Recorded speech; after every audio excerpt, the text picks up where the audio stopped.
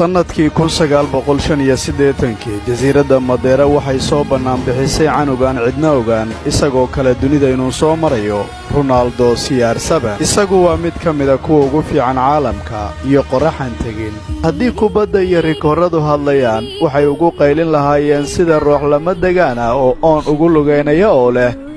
biyo waxa uu dhaliyay 15 daqiiqo kasta 100 gool iyo in ka badan guud ahaan 6 qayb ee 15 leeda 90 daqiiqo ee ciyaaraha ka ahaan nambar kasta oo cusub oo noqday mid xambaarsan astaanta CR7 kan talaabta kalsoonida ku qaada waxa uu socdaa sida boqor oo kale sidaasi ayuuna ahaa Cristiano Ronaldo waxa uu gaaray oo dul maray shabaqa kooxaha oo sida roobkii oo kale goolal ugu daadiyay dhul cir ama hawo